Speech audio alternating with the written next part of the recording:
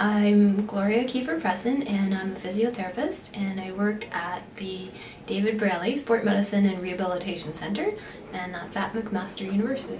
I've been working here at McMaster for the last 9 years. I have been practicing physiotherapy for the last 20. My job involves assessment and treatment of musculoskeletal and sport medicine injuries.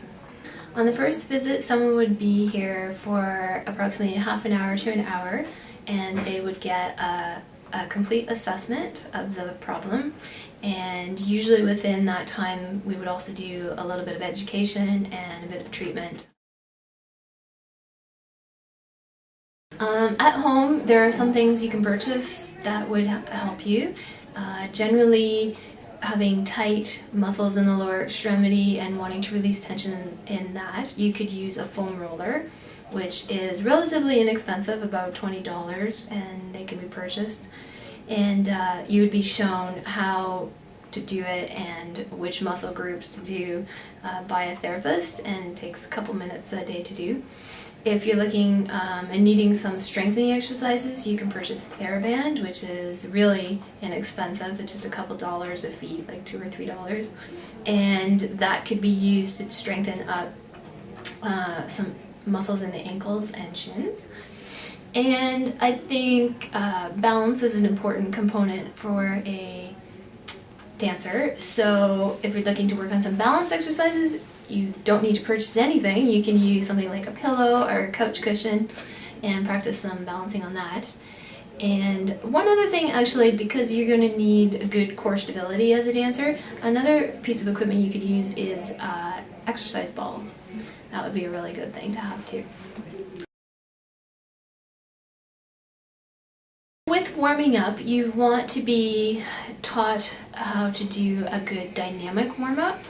So mainly, again, lower extremity for a dancer, but some upper extremity as well. So doing some dynamic ballistic movements for 5 to 10 minutes, and then also being shown some static stretches, predominantly for the lower extremity. And with dancers specifically, I would say calf muscles, foot muscles. So those would be some warm-up and some stretches that you would want to focus on in that group. Why is it important to warm up and cool down? Mainly for prevention of injuries. So if a muscle is properly warmed up, it's less susceptible to trauma and to being injured. So I think just for reducing the incidence of injuries, that would be a good thing to do. Oh, absolutely. So big component of physiotherapy is the education component. What's the problem? Why does someone have the problem? What's the cause of the problem? And what can we do to treat it? And what can we do to prevent it from becoming a chronic problem? So absolutely, I think you would get those components in physio, that you would be taught how to manage the injury at the time and how to prevent it from reoccurring. I would say immediately, because even if you can't, start, even if you're doing relative rest from the activity, there's still some inflammation going on, possibly some swelling, so you want to take care of that right away. So I would say do not wait. If it's too early to start a lot of treatment, then that would also be education you would find out. It depends what the injury would be, but definitely taping can play a big role in providing some extra support and stability to a joint, possibly an ankle, or trying to limit excessive movement at an area. So definitely I think there's a role for taping, for sure.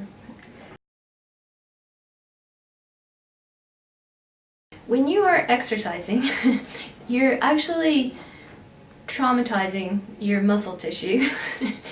So what happens is there's always a little bit of micro damage that happens at a cellular level when something is being put through repetitive strain. And so the tissue will heal and mend itself, but definitely there's a little bit of micro trauma that happens when we do exercise at the cellular level. If you get a little bit of micro trauma, the tissue will heal, and so it'll lay down some scar tissue to heal itself, but oftentimes the scar tissue isn't quite the same as the original tissue it's trying to replace. It's not quite as elasticy. And then if you keep doing this over and over, you get into this cycle of the tissue constantly laying down some scar tissue, and oftentimes it can be more thick and like I said, less flexible than the original tissue, which makes that tissue easier to injure, and then you get into this terrible cycle of constantly re-injuring that tissue. That's when people get a lot of chronic pain. Yeah, so I'm not sure if it would prevent, but it would definitely help limit the susceptibility. Yes, because you would be using different muscle groups all the time, and so some muscle groups would get a chance to get a break. The other thing that helps with injury is rest. So when you're working on a muscle, if you want to build strength, you want to work it out about 3-4 times a week. But like I mentioned, because there is that little bit of micro trauma going on at the cellular level, the tissue needs time to repair. So exercising or dancing 6-7 days in a row, not a great idea. Your body actually needs the recovery time. It needs a chance to heal and repair. So usually every other day is ideal, as opposed to 7 days in a row. What are forms of exercise a dancer could do while injured? While injured? I mean, usually some non-weight bearing things like cycling, swimming would be things that you could do to maintain some cardio. And for general core stability and strengthening, we can usually find something that's not irritating to the injured area. So if someone has a lower extremity injury, they can keep doing upper body weights and strengthening exercises or core stability exercises. So very, very few are the times where someone is completely unable to do anything. There's usually something they can do.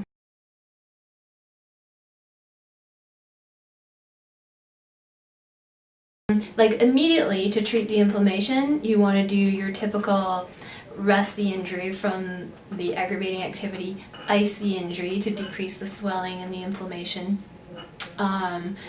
If there's a lot of swelling, you can elevate and put some compression on the joint as well. Physiotherapy uses a couple modalities, machines like ultrasound and massage, things like that, to help reduce the inflammation and the swelling as well. And I was going to say something else and I forgot what it was now. That's okay. If you think about it, then I can just edit it together. What can we do to treat? The main thing is to figure out the cause of the problem, though. So why is the person getting Achilles tendonitis? So it could be a biomechanical issue, the way their feet are, the way they walk. So then you would want to look into things like orthotics. Or is it training issues, like the type of surface they're on, the type of footwear they're wearing, how often they're training? So there's lots of training things to address. And then generally what is going on with that person? Are they a really tight person who doesn't stretch a lot, or they have lots of ankle sprains, so they have a very hypermobile joint and they maybe need to strengthen and work on some more balancing? So someone could have the same injury. Two people could have the same injury but for different reasons, and so you would ultimately need to figure out the root of the problem to fix it.